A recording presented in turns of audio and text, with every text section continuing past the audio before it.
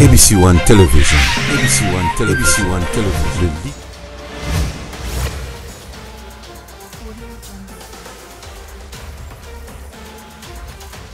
Messieurs, bonjour, bonsoir. C'est la dépôt de laquelle vous nous regardez à travers le monde. Vous savez, mesdames, messieurs, accusé pour les détournements de fonds alloués aux maisons préfabriquées, l'ancien directeur de cabinet de Félix Tshisekedi de Tshilombo, Vital Kamerhe, a été condamné au mois de juin 2020 à 20 ans de prison, travaux forcés, et sa peine a été réduite en 2021 à 13 ans de prison, travaux forcés. Et mesdames, messieurs, aujourd'hui, hier, l'ancien directeur de cabinet du chef de l'État, Vital Kamerhe, a recouvré sa liberté provisoire. Nayango, Nereto Sarabino, Tosalaka, les sous-abino, sika information ezali, Makonabino, sika information ezali, Pelitoy Nabino, et sika information ezali. La raison pour laquelle nous sommes ici sur l'avenue de l'enseignement, à Kinshasa, la capitale de la République démocratique du Congo, et sika Pézali, siège interfédéral après Barumbu, il y a UNC, Union pour la Nation Congolaise, parti cher, il y a Vital Kamerhe, après Kobima Lobby Nabutu, Kozala, na Cour de cassation, par PC Liberté provisoire. Alors, Lobby Nabutu, moi, je Vital Kamerhe a recouvré sa liberté provisoire à Zananda, alors, c'est une grande fête, pas célébrer vraiment la sortie provisoire. Il y a le président Nabango, il y a UNC, Vital Kamerhe, Oyo to assisté, Nine Roleka, Totuna Momituna, par rapport, il y a libération provisoire, Oyo, il y a Monamboka Vital Kamerhe. Merci de notre retour, continuez à vous abonner massivement à la chaîne Nabino, comptez toujours que vous information viable, vérifiable, Bizatolo Barabilo, le bâté, Toyaka na source, Potope Sabino, Makanisina Biso. Alors, bon, on a Nine Roleka la 4 awa, Tokota.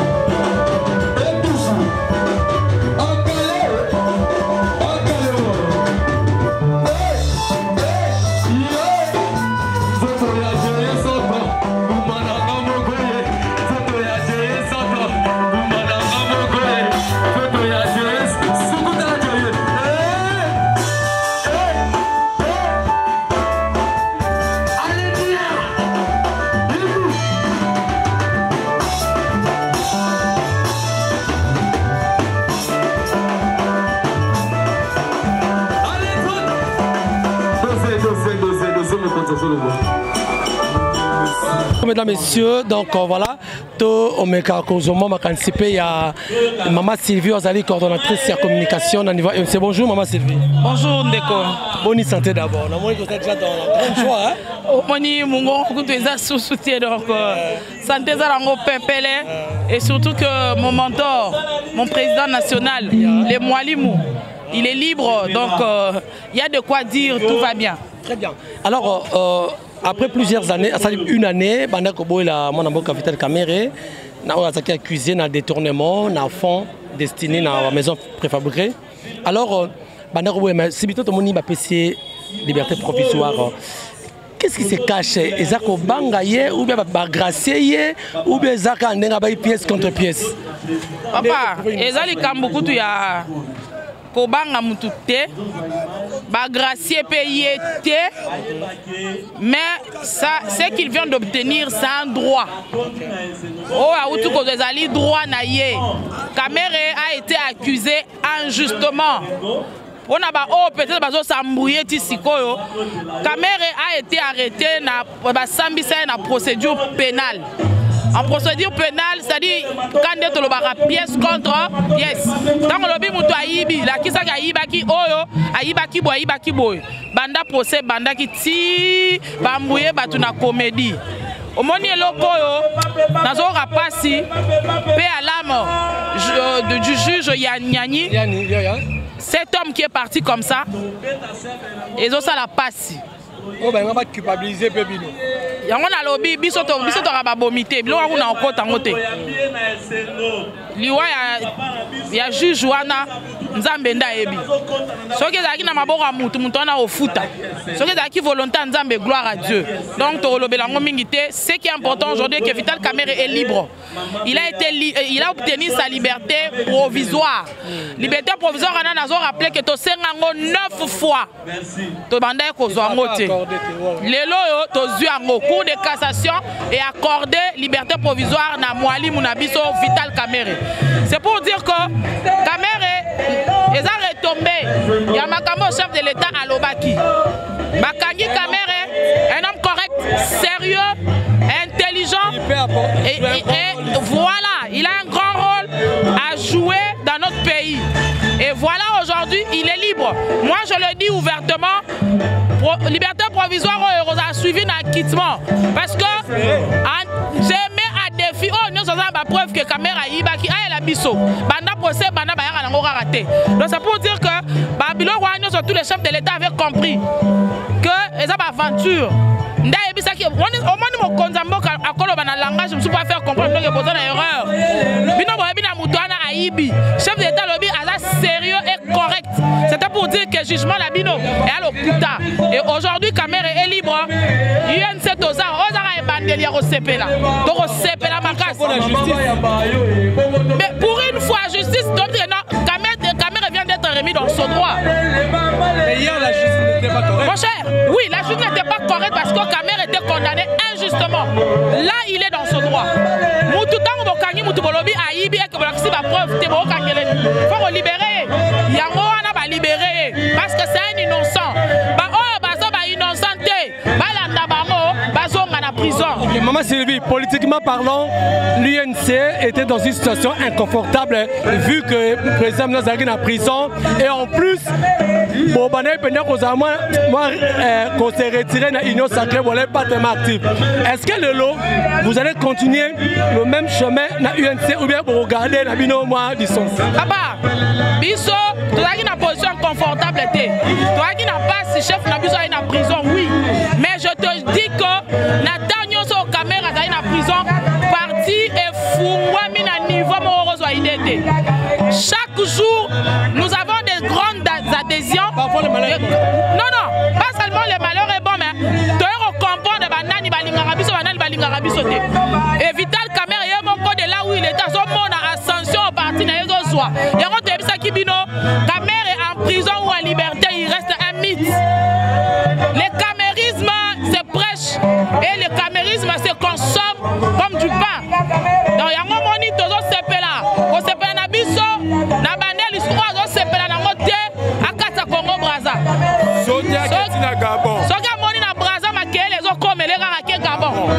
Pour biso to refêter, comment ni mboka ya ba problème belé, Kamerhe est libre, il y aura des solutions. Na okebi sabato ba loba biloba. Na ba oba koma bikoma. Na tanga kombo no poza tata mkolo, molingo se respecter te. Noël Chani, le rozo lingo sa la buzz, na Twitter na kombo Kamerhe, na kebisio. So komi lisusu na oloba. Ezanga avertissement. Ayebi biloko akomi, na kebisi Noël Chani, a tata mkolo amitosa. Soki akomi lisusu, ndaro eba. Une émission entière. Merci beaucoup. Merci beaucoup. Ok. Bonjour. Voilà, le président Vital Azali Banda n'a évité impression de Ezala Nini. Ezala justice au lobby et condamné et Boya qui peut-être provisoire. Ma compagne top est à présent Fachim ou tapé si nous en faveur. De l'Obara déjà Banda Kalake, Kamerhe mais c'est innocent. Et puis président de la République, numéro 1, garant de la nation, insistant c'est un homme correct et honnête. C'est un homme innocent. Et puis pour aller plus dans le bas, il va servir ce pays, il va jouer un grand rôle dans ce pays. Donc merci parce qu'il y a un non, la vraie justice c'est ça en Zambie. Otika, justice c'est ça Moussa Nango.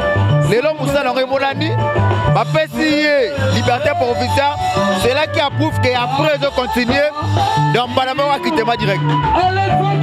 Est-ce que par exemple le PCA liberté provisoire pour l'état de santé dans est ça vrai? Bon, ce qui est vrai, de recours sur la carte ici avec le Guanaté. Liberté provisoire, il y a présent caméra et ils ont approuvé Nini. Un an, à dans le problème de santé. Les deux, justice, il y a à comprendre qu'il est innocent. Est-ce que tu as espéré un acquittement total prochainement? Pardon? Tu as espéré un acquittement total? Et ça déjà? Oui, c'est un provisoire. Bref, c'est que local là, après cette liberté provisoire, pour des casseurs, les gens ont continué à poursuivre la recherche, mais ce qui est vrai, et le résultat, dossier à vide. Si moi, je n'ai pas Vital Kamerhe, une fois à recouvrer la liberté totale, pour continuer à la carte union sacrée, tu peux faire moi. Papa, ça l'a été abîmé. CG, Aïssa, ils ont déjà gardé par notre salaire, n'est que de salaire. Toi, la union sacrée. Mais le rôle n'a pas bimi. Papa n'a pas fait sa directive psycho. Le rôle a arrêté, mais ça porte ça les apporteurs qui ne te ressemblent pas. Il y a un rôle comme ciblé. Comment on bimba? Comme Migo de Oloba. Aucun coin sans l'INC.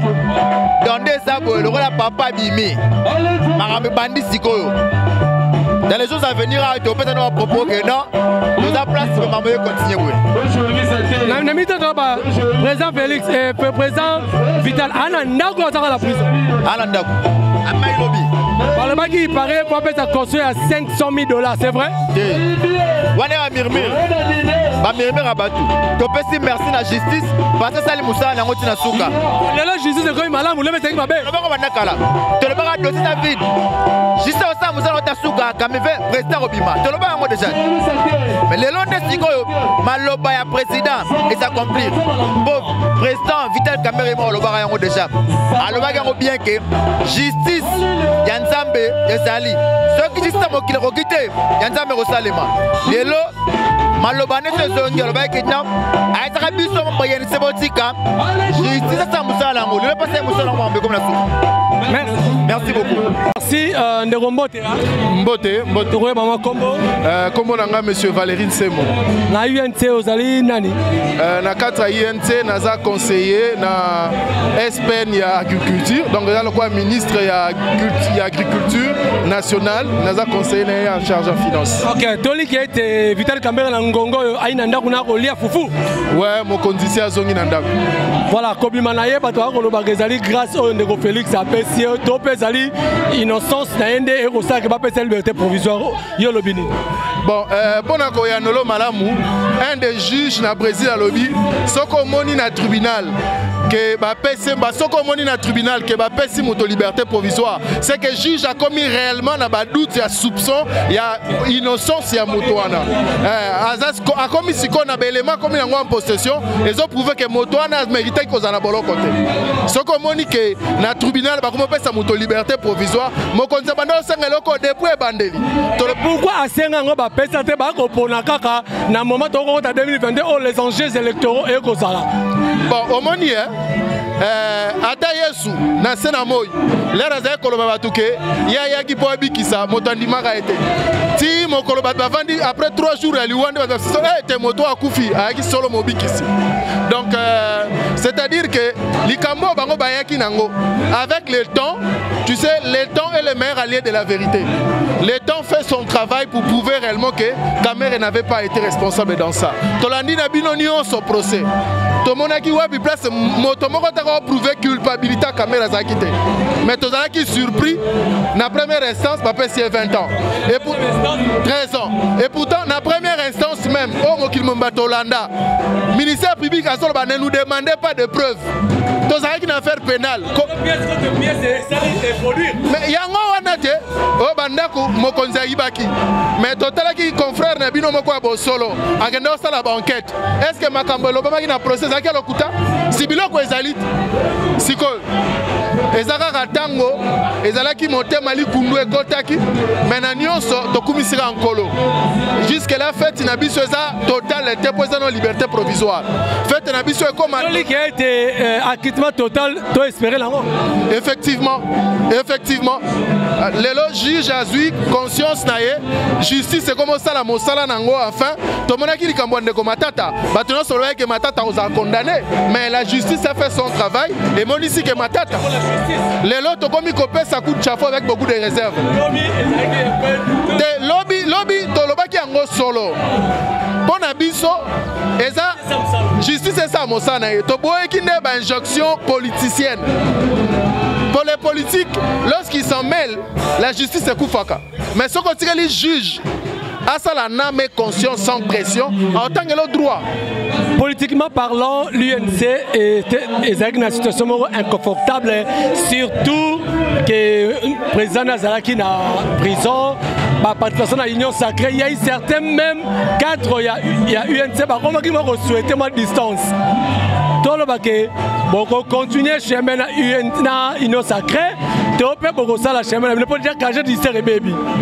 Bon, dire que Tobimaki na Union sacrée, biso tolobaki. Bozali na une situation inconfortable politiquement. Effectivement, bien que l'inconfortabilité, ndenge batu bazali komona, mais to garder qui va ministre na biso. Effectivement, mais mokonzi wa biso o to bengaka monsieur Google. Azalaka na somo nzalate. Tozalaka na somo nzalate. Toyaka INCT po toluka vie. Tolukaka dejo ya biso vie. Nde toyaka ko silisa aspiration politique na biso lolenge ya kocha politique ya Yesu na mboka. Toyaka ka te poto zwa ya kolia ko menate. Po zalaka président ya assemblée nationale na mboko yo alobi na tiki po nazaki naza d'accord te na makambo ezo salama. Donc biso toyaka na politique te to continuer ki na ndeko Kabila à un moment donné na bakor à Saint-Sylvestre to bima ki pe na gouvernement parce que les attentes na biso zalaki ba attentes ndeko Kabila salaki te. Donc biso tozate to vanda po to liate. Tovanda poto tonga mboka soki totongi mboka nde tokovanda ndeti kino lelo mokonzi na biso alobaki na biso atalaki na boloko totikala na vision ezaki te kozala ministre ezaki cadeau ya INCT pana bato musu bayaki na Union sacrée ki cadeau mais biso to bandi fati vite ezaki bien de comenga na ko tuna ni ba imboka ba ye baboko continuer chemin to pe bona na ba réserve. Il n'y a pas question de réserve. Tozananu pour pouvoir ezate biso biso nde to boti yango. Est-ce que papa yo boka mwana yo boti cache la suite comme Union sacrée. Te tolobi ata Union sacrée zali. OK? Ata le tolobaka na famille élargie, famille restreinte. Est-ce que le fait d'être dans la famille élargie et bomi famille restreinte? Et bomi famille restreinte te biso toza ba boti pouvoir oyo. Biso nde to boti pouvoir oyo. Donc pouvoir réseau existait parce que leader na biso nyonso tondima ko sala campagne pour na numéro 20. Oyebi na kisasa yaki numéro 4. Mais biso tozo ka risque depuis koloba numéro 20. Siko lelo et moi no biso to boti to ko l'acheter soki to moni ke ba aspiration mo konzina biso a pesi biso abi ke toza sous d'accord te na likambo x y z neto ko kende. Poto banga kapenza la te. Biso jusque là toza na position na biso. On a lobi nos famille élargie et zande union sacrée. Mais famille restreinte et zande fati vite. Ba imboka eloko toko senga na biso Kongo eza biso nyonso. Kongo eza biso nyonso sengi to simbana to telemisa ekolo. Toza na besoin te o X o Y biso nyonso toza ba congolais pour na biso ete justice sala ka mosana nango fait na ngai personnellement ezana nous totalité nazana nous ezaka ka mo moke po papa zongi na ndako mais sengo na ngai za acquittement total parce que il n'est pas responsable, il n'est pas coupable na likambo. Merci. Nasi malo balanga suka yango. Mbote ndeko mpanzi sango. Boina joie moko immense lelo hein. Mais oui, yango zomona tito zana kata ambiance yo ka musique ezo beta maseke esengo ezali. Merci président Fachi. Bon. Ogo répéter avant talaka makelele leke belé. Répétez moi ndini. Merci Fachi. Merci président Fati, elle a trop dit. Elle a trop dit, elle a continue ça musala. Abimisi moto aibaki a détourné ki mbongo il y a l'état pour la maison préfabriquée. Abimisi a sali même pas 13 ans en haut. Le gonangai. Avant pas condamné veka malobane suka kangaka. Alobi boye. Asengi na tribunal que ngai como na innocence na ngai mutu moko te azokoka koloba que Vital Kamerhe ibi mbongo ezolakisa te ke ngai na ibi mbongo lolo ne pouvait que Vital a ibi mbongo ayaki na pièce contre pièce. mais oui alakisa kango public a démontré ale bakoma osoyoka ke babenga mutu vol intelligence alaka vol intelligence alaka te ndeko na ngai vol intelligence alaka te bana Congo bo trouver que toza na politique ya professionnel kola administration c'est monsieur Vital Kamerhe papa na biso moko papa ya Congo aza papa moko ya ko négliger te aza papa moko ya bolingo batutu bapakola ye buzo bamalimbisaka bango aza différent aza modèle siko boko sepela mais ça nango liberté provisoire akoki pe kosonga oza sûr que akozala quitter totalement aza quitter totalement te ndenge nini euti na cour de cassation yo yebi oyo eza na provisoire densi eza provisoire eza déjà liberté mobimba yango na eza liberté mobimba chef de l'état papa na biso Félix Antoine Tshisekedi mokonzi ya mboka alobi ke Vital Kamerhe c'est un homme sérieux honnête et correct mais eyolakisa pena ke ayibi na eloko te bino bakomona ke Vital Kamerhe azalaki na innocent mais elakisi polele bango moko bakomi koloba yango bao bayaki koloba kotire président na biso national monsieur honorable Vital Kamerhe oyebaki azaka honorable. Merci beaucoup ndeko mama okoloba pe mama tomona na esengo makasi en interfédéral okoloba nini mpona libération ya mwana mboka Vital Kamerhe nayebi te mpona papa Kamerhe nayebi te pacificateur na biso tosala bamarche tokende na baprison bayebisa biso akobima te aza moyibi biso tolobi aza moyibi te. Merci Fachi. Aza moyibi te na parti po ayibi eloko ya mutu te biso toyebi ete Vital Kamerhe aza mpona mboka balobi ayibaki ne Félix nayokeli ye mawa ayokeli ye mawa na nini mpo ayibaki te yango wana bimi soki ayibaki mbela akoki kobima te me lokola ayibaki te yango wana bimi yango tobandaki kotia eka na mabondeli toyebaki kaka sukasuka nango papa na biso akosala nini akobima mpo azalaki innocent na batriko na biso tobandaki kolata bayokomaka Kamerhe innocent amonaki mpe na mokolo na lelo ke azali innocent Kamerhe pacificateur na biso ayimboka bakolanda biso bakonzi mboka nyonso bakolanda biso lelo toza na esengo pacificateur na biso asali nini abimi boye tosangana elongo tobondela tosepela mpona mboka na biso ekende liboso lokola ya bibi mboka na biso esali nini ebongi. Très bien, merci beaucoup Bandero Balandi, merci en tout cas Tonitos a juste ma impression Nabino de mon indérobé pardon s'il vous plaît t'as remarqué aux amener joie immense pardon mon indérolangai ouais malam et c'est on est par rapport au nenge mon amour avec Vital Kamerhe asile liberté provisoire naï vraiment tosepeli makasi biso toza ba oyo moko na kati ya parti babenga biso temple de vérité vraiment bitumba na biso ezalaki kaka ke ya kolakisa innocence ya président Vital Kamerhe akoloba mérité te ba président Félix asali grâce papa eza makambo ya justice eza makambo te toloba mambo ya président de la république eza makambo ya justice eza mambo ya justice tozolandela ba norme oyo ya justice lelo justice alobi vérité ke apesi président Vital Kamerhe oyo ebengami kombo ya liberté provisoire mais biso na INT tosuki na liberté provisoire te souci na biso eza ke acquittement nde toza nango besoin lelo justice akomi ko comprendre ke vérité lelo justice akomi malamu leba seki mabe na ebisio ezalaki problème ya ko comprendre justice les lois comprendre que monsieur Vital Kamerhe dossier na eza vide donc la bague pièce contre pièce le lot eza confirmé ya bino tout boza lelo bozo comprendre nango que pièce contre pièce eza vraiment confirmé ya ngwana biso to lobi boy tozo kene nango tina suka président Vital Kamerhe akozala acquitté mais c'est qui est vrai une question lorsque président Vital Azaki na cacho donc UNC est vraiment dans une situation inconfortable politiquement hein, donc on a évité est-ce que vous avez toujours une union sacrée bien bon ndeni papa biso to na système ya cash neza na kati ya gouvernement oyo yango biso to lobi boy nazo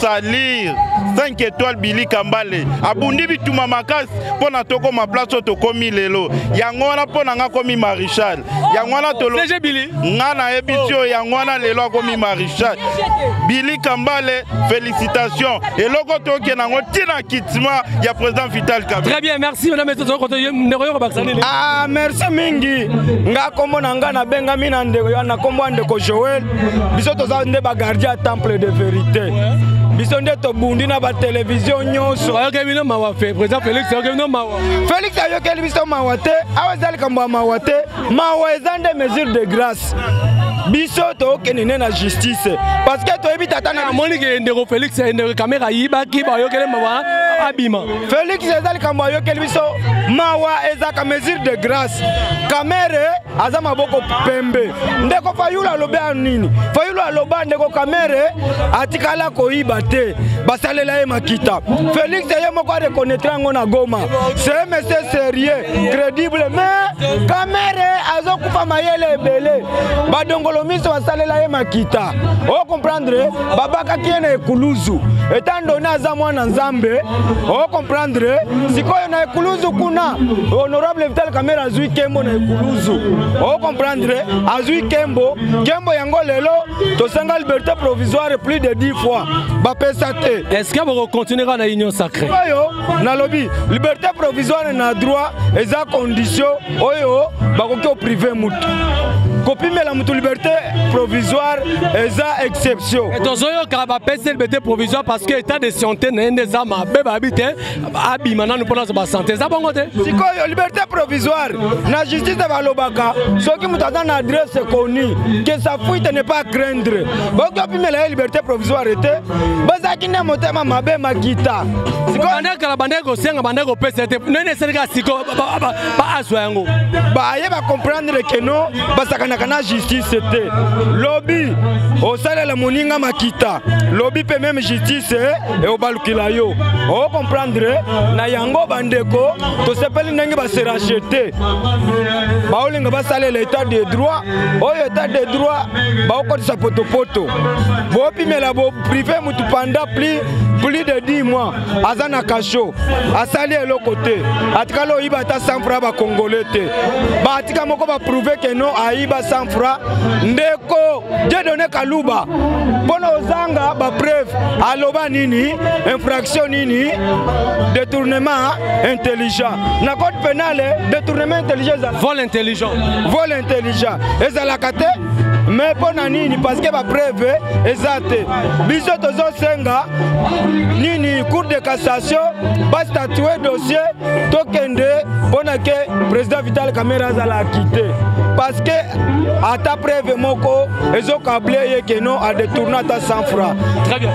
Très bien, merci beaucoup. Voilà, madame, messieurs, nous sommes arrivés dans Souka reportage Nabiso. Vous avez vu l'ambiance qui a régné à Wanakati. Siège interfédéral, il y a UNC, il parti cher, il y a Vital Kamerhe. Début, Vital Kamerhe a été condamné dans la première instance, dans le premier degré, 20 ans. Lorsque va saisir appel va réduire peine à 13 ans et 13 ans va saisir cour de cassation de bomoni va péter liberté provisoire boyoki va déclaration ne pas opinion ya moto na moto apesi bango ba kozela que Vital Kamerhe a la libéré totalement mais à la question de savoir est-ce que Ndeko Kamerhe va continuer na Félix Nakata Union Sacrée Topé. Alors vous allez écouter juste Nene Balobi, parce que gardez en réserve jusque là. Donc merci Honorable Biso. Continuez à vous abonner massivement. Nous sommes là avec vous. Toujours d'informations. Merci à maman Chantal Ayao. Merci à papa Ose. Merci à maman Angela qui est bénisse. Papa Destin vraiment m'a dit que Dieu te bénisse. Alors on est ensemble, il n'y a pas de souci. Vraiment, continuez à vous abonner massivement. Ceux qui ne sont pas la vidéo, on se prochainement pour un autre numéro. Ciao.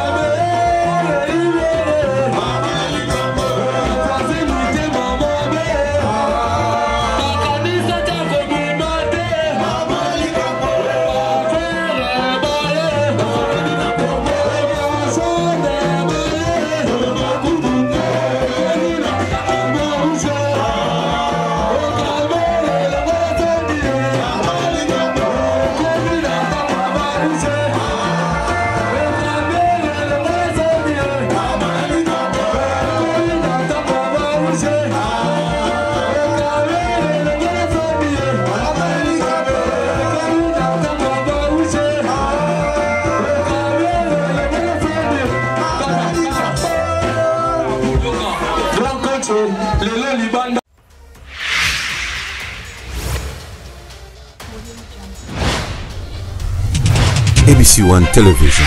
ABC One Television.